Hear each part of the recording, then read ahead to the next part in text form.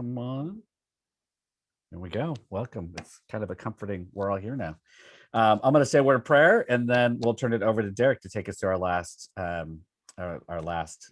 Remember, I'll tech deacon on the side, and any links and things I'll try to look up and post in there, and keep letting people in. So, all right, let's have a word of prayer. Let's pray.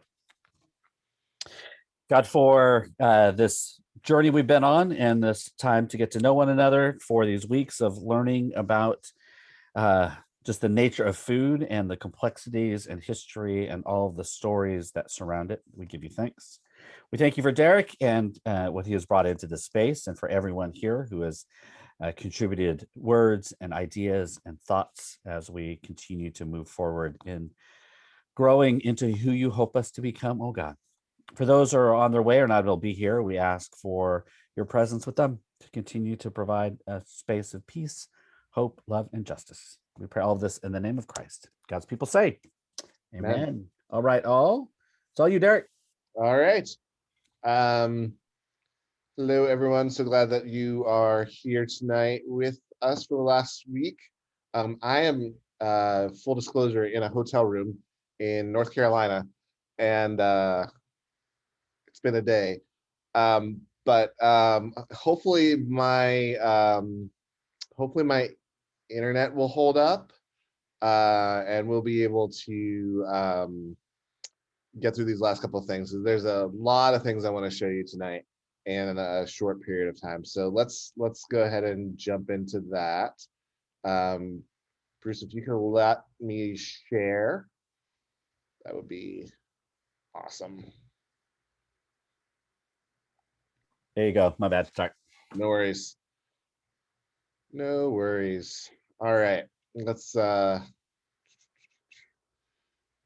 slides. So today we're talking about what I like to call editable activists, people who are doing things in cool places to change their food systems and make them healthier and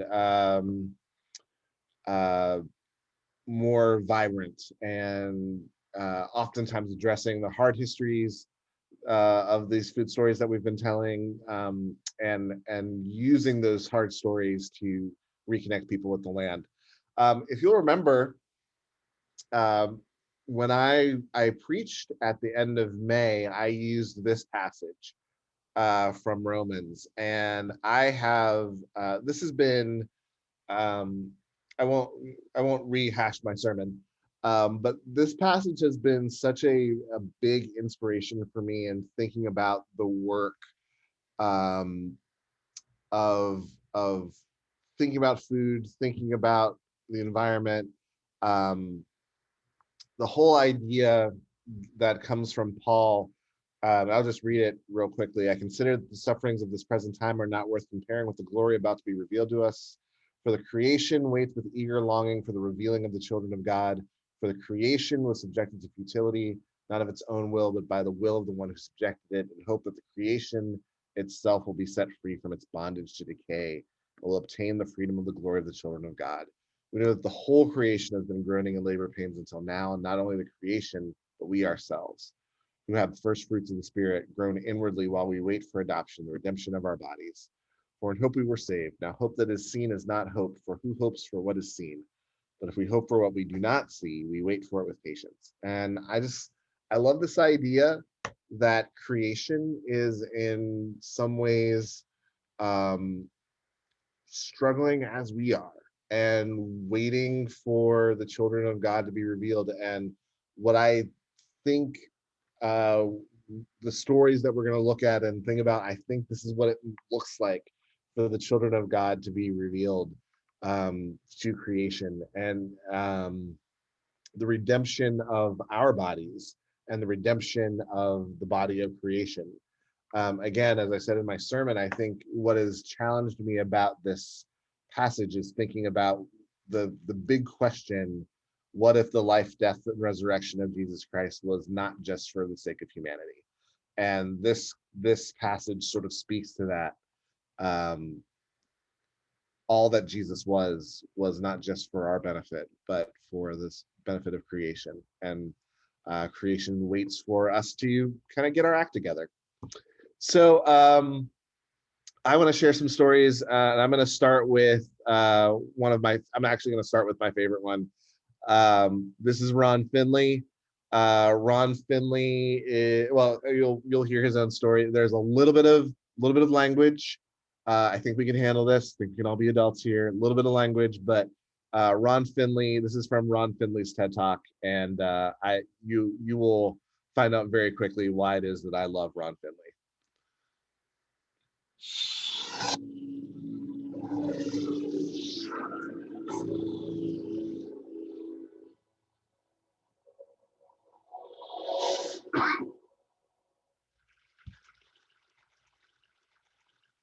I live in South Central. This is South Central. Liquor store, fast food, vacant lots. So the city planners, they get together, they figure they're gonna change the name South Central to make it represent something else. So they change it to South Los Angeles. Like this is gonna fix what's really going wrong in the city. This is South Los Angeles.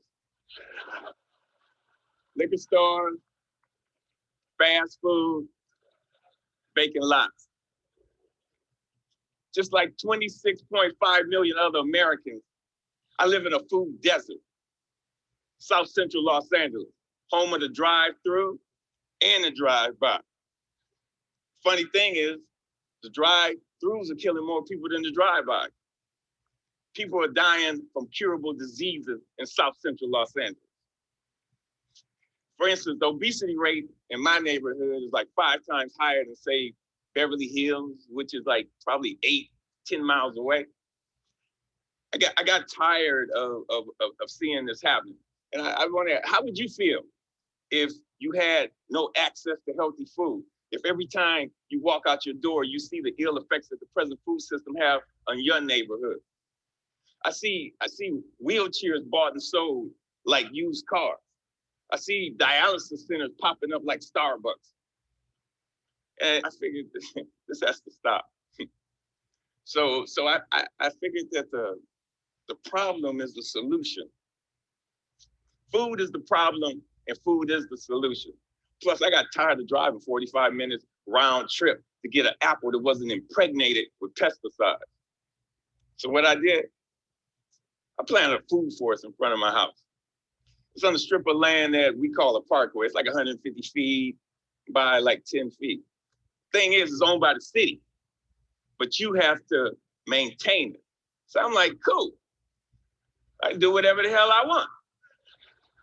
Since it's my responsibility and I gotta maintain it, this is how I decided to maintain it. So me and my group, LA Green Grounds, we got together and we started planting my food forest, fruit trees, the whole nine, vegetables. What we do, we're a pay it forward kind of group, where it's composed of like gardeners from all walks of life from all over the city, and it's completely volunteer, and everything we do is free. And in the garden, it was beautiful. And then somebody complained. The city came down on me.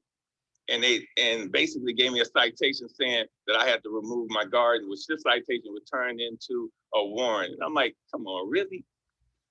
A warrant for planting food on a piece of land that you could care less about? And I was like, cool, bring it. Because this time it wasn't coming up.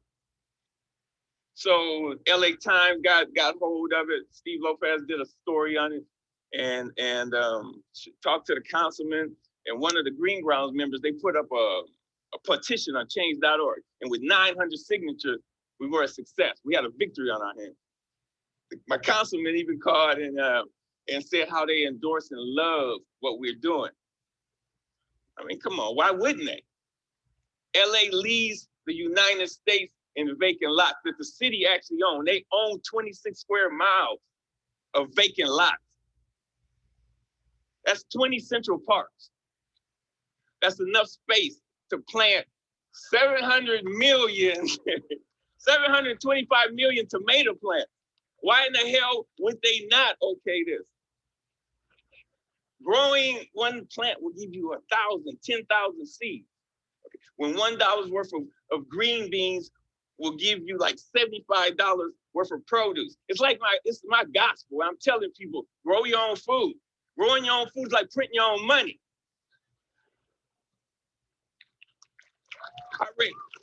Thank you. See, I have a legacy in South Central. I grew up there. I raised my sons there. And I refuse to be a part of this manufactured reality that was manufactured for me by some other people, and I'm manufactured my own reality. See, I'm an artist. Gardening is my graffiti. I grow my art. Just like a graffiti artist, where they beautify walls, me, I beautify lawns, parkways. I use the garden, the soil, like it's a piece of cloth, and the plants and the trees, that's my embellishment for that cloth. You'd be surprised what the soil could do if you let it be your canvas. You just couldn't imagine how amazing a sunflower is and how it affects people. So what happened? I have witnessed my garden become a tool for the education, a tool for the transformation of my neighborhood. To change the community, you have to change the composition of the soil. We are the soil. You'd be surprised how kids are affected by this. Gardening is the most therapeutic and defiant act you can do, especially in the inner city. Plus you get strawberries.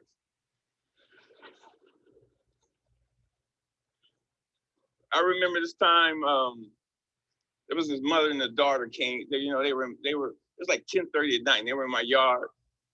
And I came out and they looked so ashamed. And I'm like, man, it made me feel bad that they were there. And I told them, you don't have to do this like this. This is on the street for a reason. It made me feel ashamed to see people that was this close to me that was hungry. And this only reinforced why I do this. And people ask me, Finn, aren't you afraid people are gonna steal your food? And I'm like, hell no, I ain't afraid they're gonna steal it. That's why it's on the street. That's the whole idea. I want them to take it, but in the same time, I want them to take back their health. There's another time when I put a garden in this homeless shelter in downtown Los Angeles. The guys, they helped me unload the truck. It was cool. They just shared the stories about how this affected them and how they used to plant with their mother and their grandmother. And it was just cool to see how this changed them instead it was only for that one moment.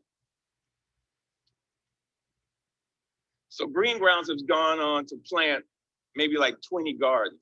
We've had like 50 people come to our dig-ins and participate. It's all volunteers. If kids grow kale, kids eat kale. If they grow tomatoes, they eat tomatoes. But when none of this is presented to them, if they're not shown how food affects the mind and the body, they blindly eat whatever the hell you put in front of them. I see young people and they want to work, but they're in this thing where they're caught up. I see kids of color and they just on this track that's designed for them that leads them to nowhere. So with gardening, I see an opportunity where we can train these kids to take over their communities, to have a sustainable life. And when we do this, who knows? We might produce the next George Washington Carver. But if we don't change the composition of the soil, we will never do this. Now this is one of my plans. This is what I want to do. I want to plant a whole block of gardens. Where people can share in the food in the same block. I want to take shipping containers and turn them into healthy cafes. And now don't get me wrong. I'm not talking about no free shit, because free is not sustainable. The funny thing about sustainability, you have to sustain it.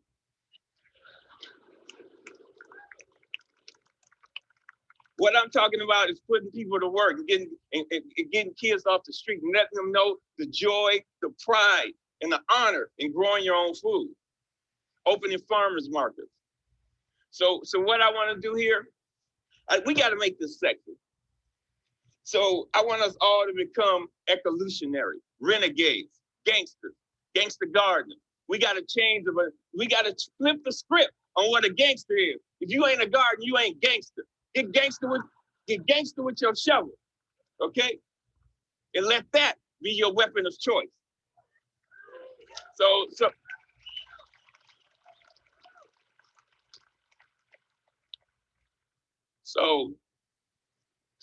basically, if you want to meet with me, if you want to meet, don't call me if you want to sit around in cushy chairs and have meetings where you talk about doing some shit, where you talk about doing some shit. If you want to meet with me, come to the garden with your shovel so we can plant some shit. Peace. Thank you.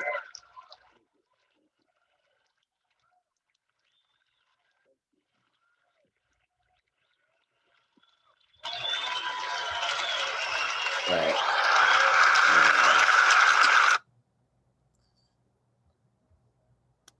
See, I love Ron Finley. Ron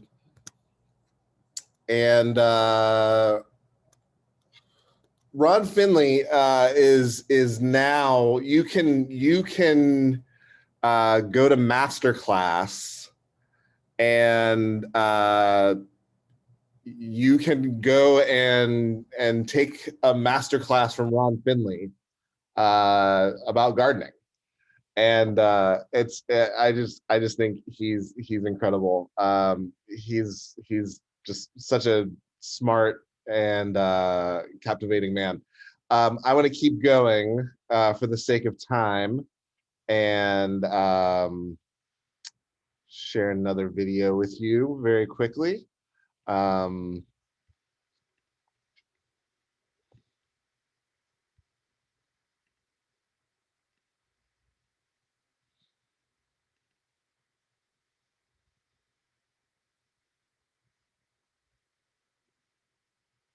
Maybe.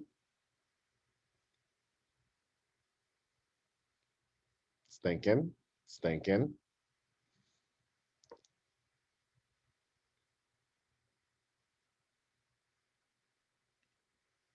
There are a few things that make me happier than physically farming. Big, sweaty, kind of brutal tasks.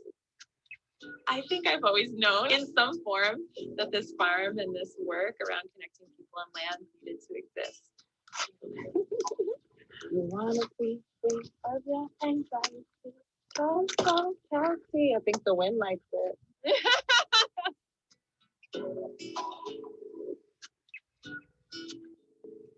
My name is Leah Penniman, and I'm the founding co-director at Soulfire Farm in Grafton, New York. Soulfire Farm is a Black Indigenous-led community farm that's dedicated to ending racism in the food system and training up the next generation of activist farmers.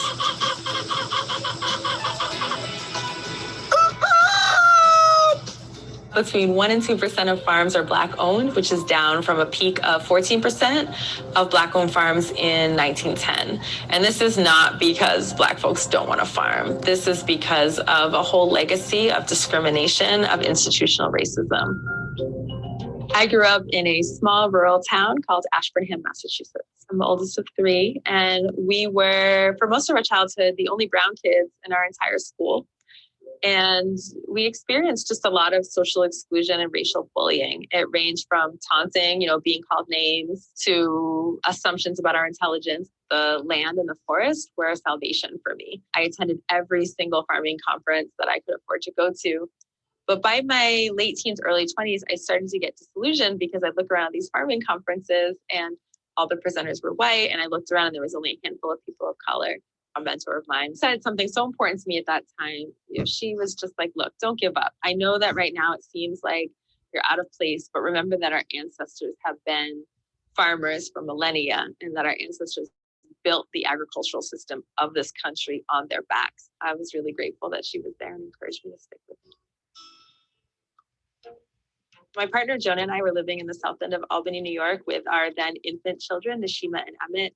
And despite our master's degrees and over a decade of farming experience, found it impossible to get fresh food for our children. There are no supermarkets, no farmers markets, no available community garden plots. The only food is a corner store, a liquor store, and a McDonald's. This system of segregation is termed by the government a food desert. To us, there's nothing natural about apartheid. So we call it what it is. It's food apartheid. It comes out of a legacy of redlining and housing discrimination, of divestment from communities of color, and has resulted in the situation today where if you're white, you're 4 times likely to have a supermarket on your block than if you're Black. You're more likely to have diabetes, heart disease, and other diet-related illnesses. Not because you don't know how to eat, but because there, is a scarcity of affordable, culturally appropriate quality food that's accessible. And so we work to establish a community garden right on the corner plot near our home. So when our neighbors found out that we knew how to farm, they encouraged us to start the Farm for the People. And the idea for Soul Fire Farm was born. We purchased the land in 2006, and it took us 4 years to transform this marginal, degraded, and vacant land into human habitat and suitable farmland. And we opened the farm in 2011 with a small food distribution program that went right to our neighbors in the South End.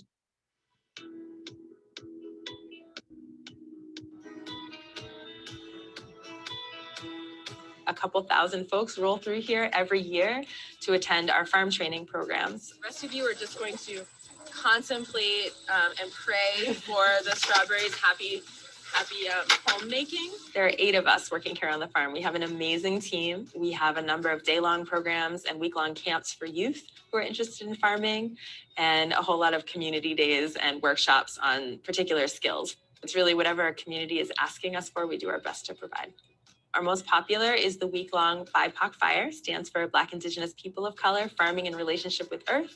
We have folks coming from 37 states and 3 countries this year, Spanish and English speakers, young and old. And we spend a week together doing hands on the land training. We have a number of courses on business management, marketing, as well as crop planning. If you count everyone who's gone through any program, we have over 10,000 alumni. We provide ongoing and forever mentorship. We hook folks up with jobs, land, fellowships, and other opportunities.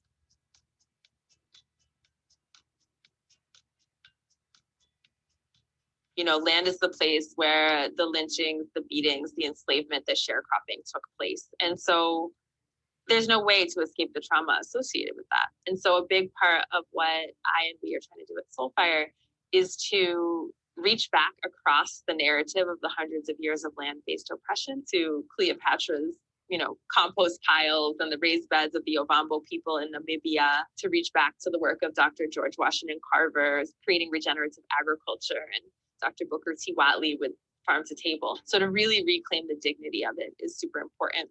If we can't feed ourselves, we can't truly be free. All right, so everyone, just come a little get started. We're going to travel around the farm together, get a chance to visit some of the sacred sites, hear the stories, and you can ask your questions as well as we go. So follow me this way. Community Farm Day is our monthly public event where volunteers come from all around the region to share in the labor of the land, to have a potluck lunch, and then to participate in a tour and Q&A session. It's the one time that the farm's open to the public. Now, what's very important with strawberries is that their meristem or growth point is right here. So what do you think happens if you bury that? Drown. It will not grow.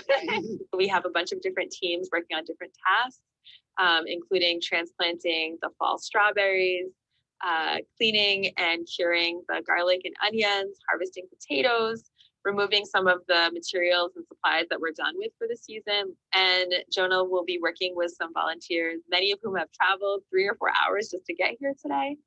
We have a lot of teens that come through the farm, and not all of them are going to be farmers, but they see folks who look like them following their dreams and being their own bosses and running their own institutions. What matters to me is that they can see a wider vision of what's possible for their own lives.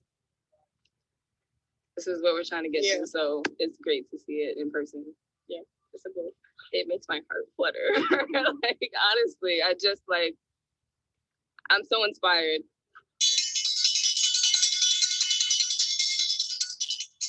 When I say 5, you say minutes. 5, 5. until lunch, which means you should please help all the teams clean up and put everything away.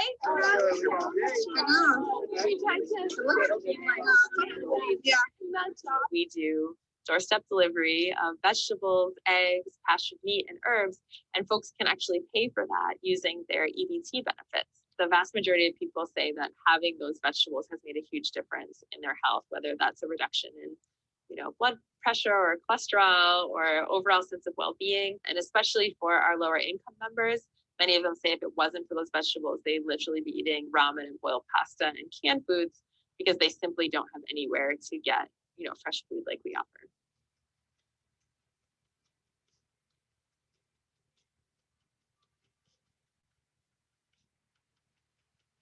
There's nothing that makes me happier than seeing our alumni farm. So for example, Dallas Robinson in North Carolina just recently opened the Harriet Tubman farm. Folks like Keisha Cameron outside of Atlanta, Georgia at Hog Farm. Fundamentally, I want to create a different kind of educational environment for young people that I never got to experience, where you can go ahead and be proud to be a soil nerd, and you also will have your culture uplifted, your heritage uplifted, and be affirmed for who you are and encouraged to pursue your wildest dreams. I see Leah and I stand there and I listen to her and I'm just in complete awe. Like I feel a physical reaction in my body and I just want to be quiet and listen. I've had mixed feelings in the past around doing public speaking. It always seemed like the real work was here on the farm, and then I'd go out and just talk about the real work. And something shifted for me when I witnessed how many people who heard our talks then went on to join a program to learn how to farm, or did something like give away their land to a Black farmer. It's really an honor and pleasure to be here with all of you. I feel excited. I feel deeply pleased to talk about two of my favorite things, which are the earth and the ancestors and what they want us to be up to.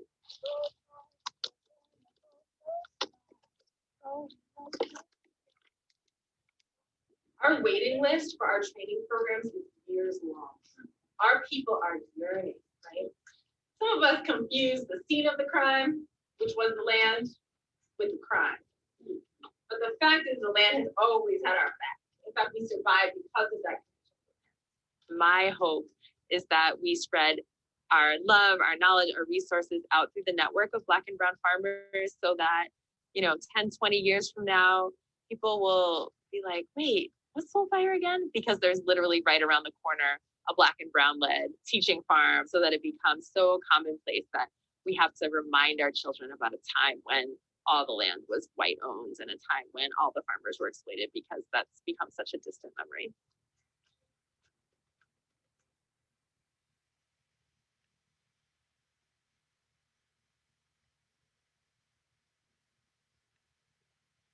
So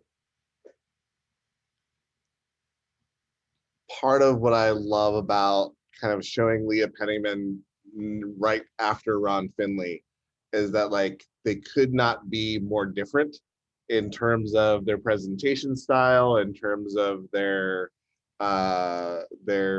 way of expressing their ideas, but they also could not be more similar in terms of the actual ideas and the actual execution of the ideas. They're basically saying the same things.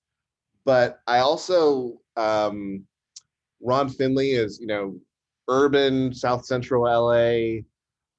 Leah Penniman is rural New York, where Soul Fire Farm is, and being able to contextualize the work that they're doing. I think so much of, I am a,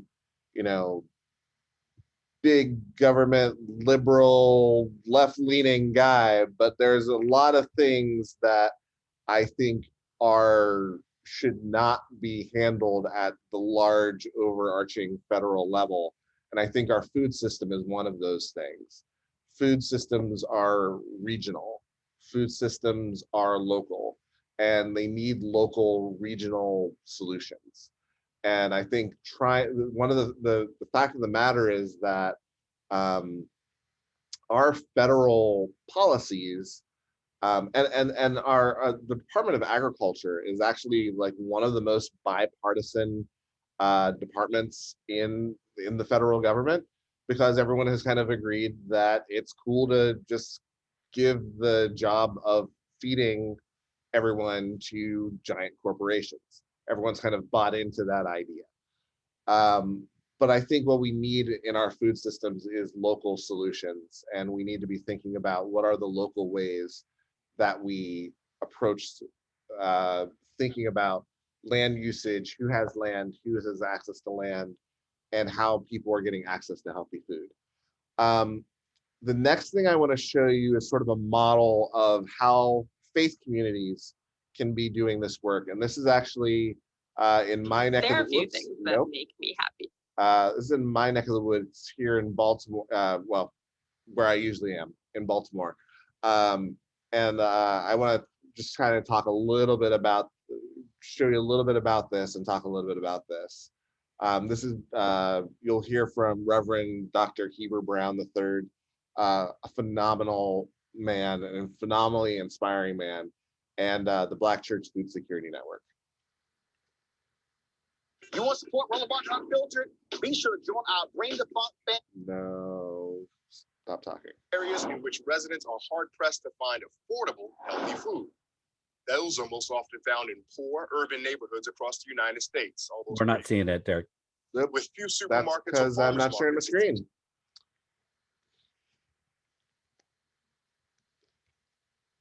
One second.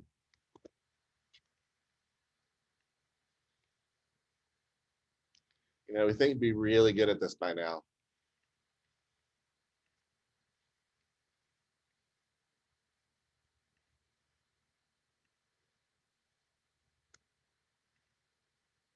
You want support Relevant Unfiltered? Be sure. Areas in which residents are hard-pressed to find affordable, healthy food. Those are most often found in poor urban neighborhoods across the United States. All those pretty words for Black. With few supermarkets or farmers markets, it's easier to find a Slurpee than a smoothie, and cheaper to get the Big Mac than to grab dinner at the salad bar.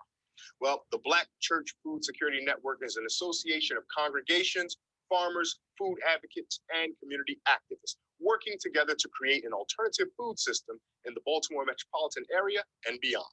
Joining me now to talk about that is Pastor Heber Brown III, the organization's founder, and I'm grateful to say, my pastor.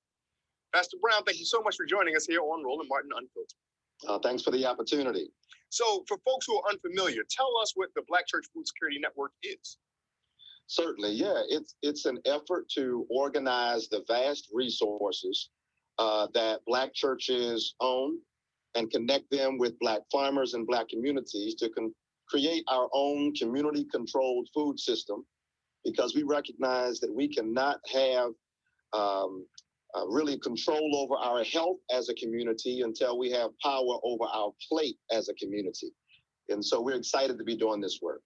You also bring in the Black farmers there. We remember, those of us who cover politics, remember that some time ago that Black farmers were needing a settlement from the United States government for all the years of racial discrimination, and yet it just the can got kicked down the road. How vital is it to you all to be doing business directly with the Black farmers themselves? It's critically important. I talk to farmers all the time, many of them who are right there on the edge of giving up farming because they just cannot support themselves or their families. But what the Black Church Food Security Network now is able to do is not only buy our produce and products from them, but we're able to give them a lifeline, because we need the next generations of their families to also grow food, feed our communities, and they need our support to be able to do that. We're glad to be in that position. In a prior segment, we were looking at Roland in Ghana, and one of the folks he had with him talked about the cultural continuity of some of the activities she saw in Ghana and things that are happening here in the United States. Here locally, though, we know Black folks have been farming in the United States, and quite honestly, involuntary in many times, for a very long time. So what are you learning about the Black experience of farmers from the folks that you are working with? Well, I'm learning that farmers are some of the most courageous, genius, intelligent, and brave people that I've ever met. And really, you know, having a doctor of ministry degree, going through the school, going to classrooms, certainly honor academia, but we would be remiss if we did not also honor the ways in which our farmers are doing amazing work under tremendous hardship to keep their families supported, to keep their farms afloat, and to support our communities. And you're right, Ray, many of us, myself included, grew up with grandmothers who got string beans in the backyard and pops who are growing something on the side yard there. It's a part of our story. And so we're grateful to be in a position to help amplify that, because I recognize, and we recognize in our organization, that nobody's coming to save us when it comes to providing nutrient-rich food to our community. We have to take the lead and take responsibility to feed our own community. And thankfully, through the Black Church, we have the assets to really gain momentum in that department. Well, Pastor Brown, what do you say to those viewers or listeners who think to themselves, I like what it is you're doing, but I'm not one particularly for church? How do you incorporate those other members of the community into what it is you're doing? Certainly, you don't have to be for church to be for sweet potatoes, collard greens, broccoli, kale, and herbs. I mean, the reality is this, that food is a great equalizer. The reason why I love doing this work and helping churches to start gardens on their land, helping churches to host many farmers markets inside of their facilities, is because food does not have the same doctrinal debates. It doesn't call forward our tendency to try to put stakes down in our theological claims and argue that we're right about the divine.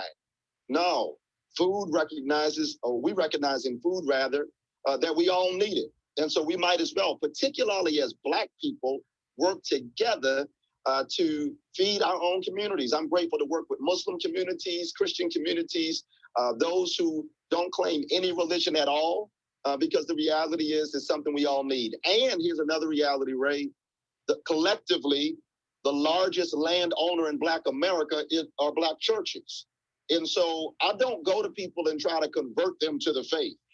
I try to get them to see from a socio-political standpoint, land, money, buildings, church vans, and people are all under the umbrella of our Black churches, no matter the denomination. And it makes sense for us to organize through these spaces for our collective need. The Black church, Pastor Brown, has long been a source of activism for Black folks, but there's been some criticism of the Black church in recent years that it's not doing that. How do you push back to those who say, well, Pastor Brown, your job is to preach and leave the socio-political stuff to other folks?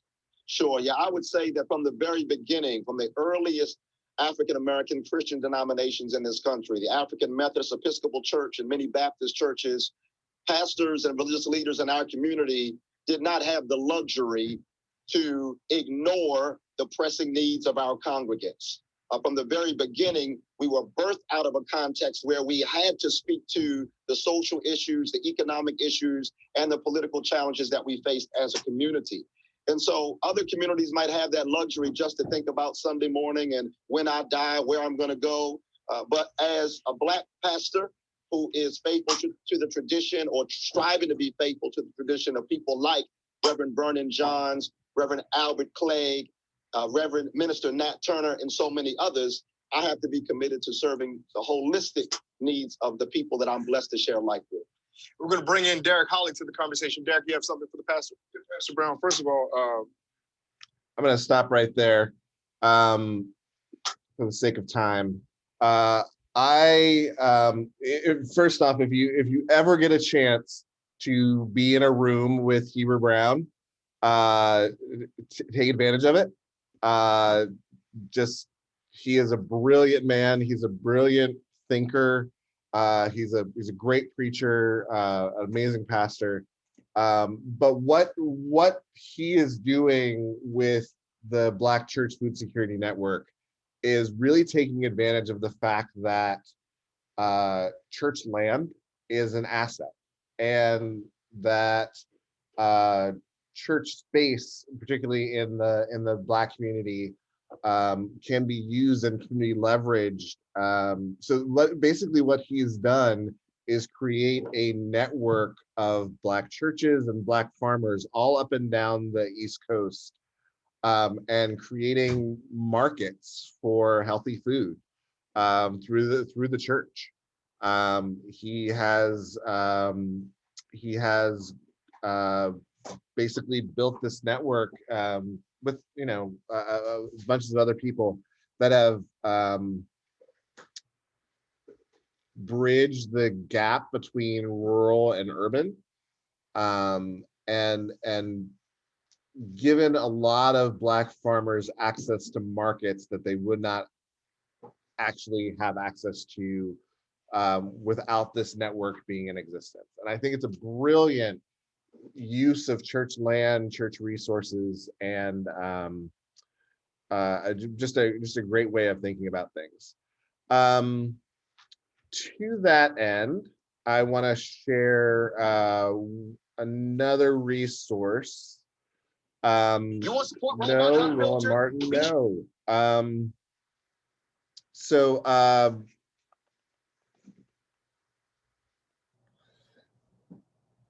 there's a group called the Agrarian Trust, which is their goal is to keep as much farmland in the commons as possible, common use, common access,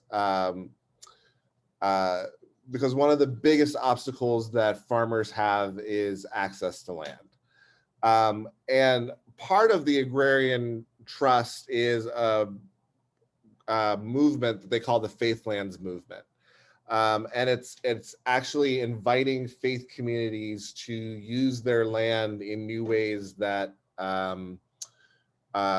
create access for, whether that's farming on church land or doing community gardens on church land, giving access to farmers, giving their land to farmers, leasing it to farmers so that farmers can work on their land, or just thinking through other ways that land can be used creatively. One of the things that they've just come out with is the Faithlands Toolkit. It is a comprehensive resource. It is big, but it is a resource for faith communities to think theologically about their land differently, to think strategically about their land and about the ways that their land can be that faith community land can be used in more productive ways. Because let's face it, most of our faith communities are using our land for lawn, and lawns are not useful. Lawns aren't, they're oftentimes we're putting chemicals into them, and we're spending lots of money maintaining them, and they may be doing some aesthetic value in terms of fitting in with the community, but they're not actually doing a whole lot that is serving the greater good in terms of actually being a resource.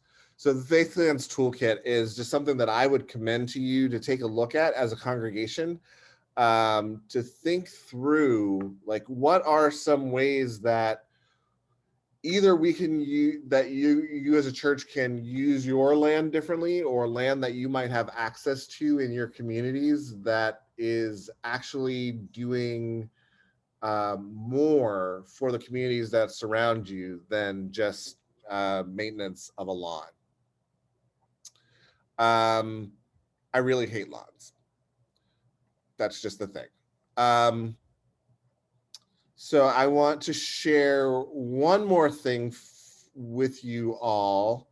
And this is a bit of shameless self-promotion. And I will play this here, and then I will tell you a little bit about what's going on in this thing that you're about to watch.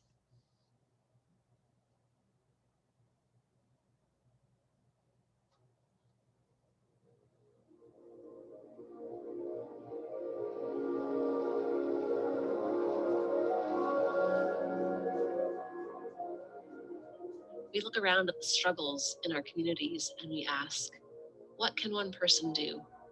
What can one community do? Jesus lifted up this one tiny little seed, containing inside it the potential for an outstretched life-giving plant. It's in these seeds, in these tiny bundles of potential, that we can find inspiration and hope. Across the country, faith leaders and churches are opening their hearts and minds to the pain and struggle around us. God gave me a vision to start a garden at Pleasant Hope Baptist Church, really right around the corner from here.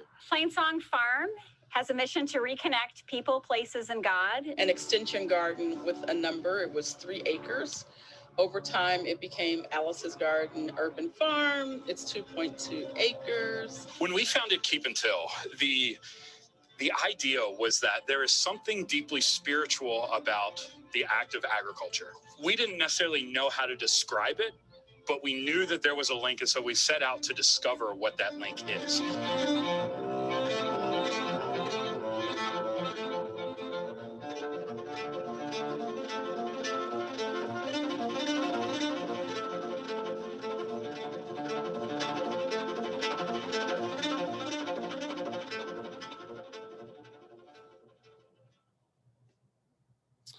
So, about 2 years ago, a couple of friends of mine were having a conversation with me, and we're saying, you know, it would be really great if someone made a documentary about all of these folks who are doing work around this intersection of food and faith. And I reached out to my friend Jason Chestnut, who is a filmmaker, and we started working on it. Then the pandemic hit, and we weren't able to do any traveling, any shooting. But as things started to ease up, what started out as one story turned into a completely different story about the ways that these food ministries pivoted during the pandemic, and changed and shifted to meet their community's needs. So it's a short film. And this is part one, a short film called A Wilderness Like Eden, Stories from the Christian Food Movement. And it is going to premiere on July 22nd, but it's going to be a part of a conference called the Sustaining Church Conference. If you go to hazelnutcommunityfarm.com, you will see the link for the Sustaining Church Conference, which has dozens of speakers who are talking about the intersections of food, faith, and climate change, ecology, and what our roles are as people of faith to engage in these issues. And on the 22nd, it'll be around 9 o'clock your time. We'll be showing the film. It's about 20 minutes long. It's a very short film. But the hope is that we're telling these 4 stories of these 4 ministries and the ways that they pivoted during the pandemic. And the hope is that we'll be able to tell more of these stories, that there'll be a couple more films produced, and that we'll be able to tell, because there's a lot of people doing this work. There's a lot of people who are doing the work at the intersection of food and faith, and most of them are not self-promoters. So they need, sometimes they need people like me who will show up with a camera and say, hey, I'd really love to tell your story. Or, hey, will you please be on my podcast, and stuff like that. So that's part of the work that we're doing. I'm really excited about that. So the film will be, like I said, it'll be at the Sustaining Church Conference, but the same day it will also, the hope is that the Food and Faith website will be launching in the next couple weeks, and that the film will also live on the website for a little bit. And I will let you all know when the Food and Faith website launches, so that you'll have a chance to see the film. Like I said, all of these, when we look at all of these, when we look at all these problems and all of these things that we've discussed over the last 6 weeks, there's a couple like kind of closing threads that I want to make sure that we pull together here. One is just the importance of reconnecting people with land. Understanding that there are hard stories. I think Leah Penniman says this so well in her stories. And by the way, she's written a great book called Farming While Black, which is both kind of a practical guide, but also a great story. Hers telling of her story. But you know, being able to work through the hard that particularly people of color have experienced on the land, being able to reconnect people to the land, being able to reconnect to our heritage of being people who produce on the land, and being able to reconnect to our faith traditions, strong emphasis on the land, and that creation actually is the context in which we are to be the people of God. That creation gives us the context in which we are to worship, in which we are to show mercy and do justice. That is a part of what it means. That has always been a part of what it means to be people of faith, and it's only been in recent centuries that we have forgotten that aspect of who we are. But again, I also highlighted these particular stories, whether it's Ron Finley, Leah Penniman, the stories that we're telling in the documentary. None of these, and even the Faithlands is sort of a national organization, but the what they're focusing on is local action. It's what can we do in our regions? What can we do in our local areas in our local municipalities, with the resources that we have, to begin to push back against the systems of food apartheid, to push back against the food-related illnesses, to push back against all of the disconnection from land that we're experiencing, and be able to create a healthier food system. Those things happen locally. They happen at local levels. They happen in the small actions that we take advantage of with our backyard gardens, with our community gardens, with our church gardens, with our little acts of resistance against the system that we're in.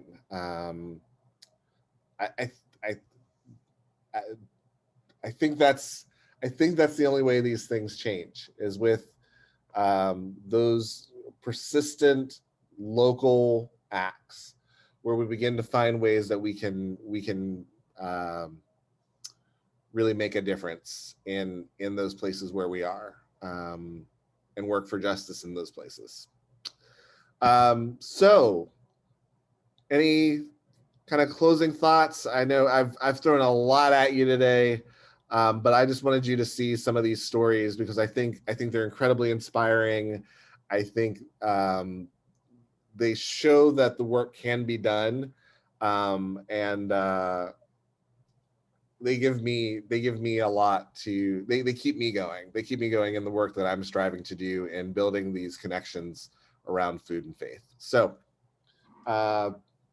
All right, folks, just go ahead and unmute and jump in. We'll thank Derrick at the very end, but go ahead and unmute and ask a question or give a comment. Go for it.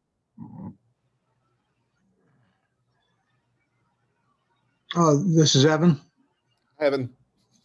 I wondered if the chat for this session and the others and some other notes, they name the organizations and how to contact them. Yeah, I put them on the YouTube channel. The reason I put them in the chat is so that I'll have them, so they'll be on the video later this week. Okay, I put on there something of our two speakers in a organization we did in climate change and climate justice last February. Reverend John Current in South San Francisco here, and Reverend Ambrose Carroll in Oakland and Berkeley. His organization is called Green the Church. Great, thanks.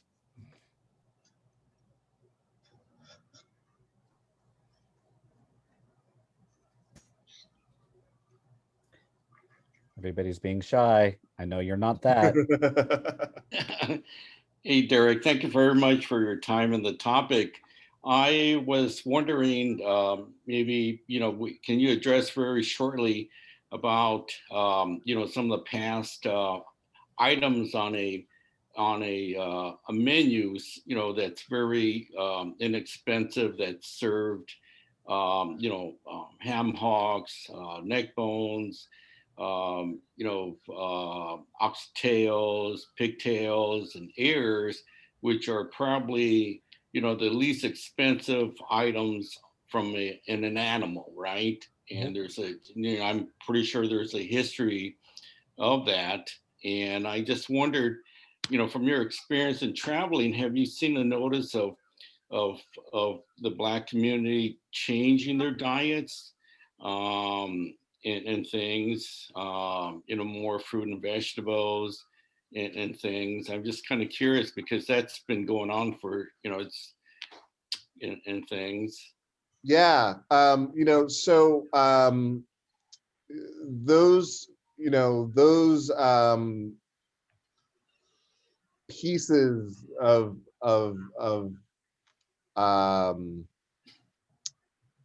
the less desirable pieces of the animal, like that was sort of the basis of a lot of soul food for a long time, right? Right. That those were the things that were afforded to people, particularly during enslavement. That's all that was accessible. One of the things, and Adrian Miller actually talks about this in his book on soul food, that one of the biggest movements in soul food right now is vegan soul food. That people are really kind of pushing the boundaries of what this food can be and how it can be healthy. And at the core of it, as he said in one of his lectures, the core of soul food is leafy greens and sweet potatoes and things that are generally considered healthy.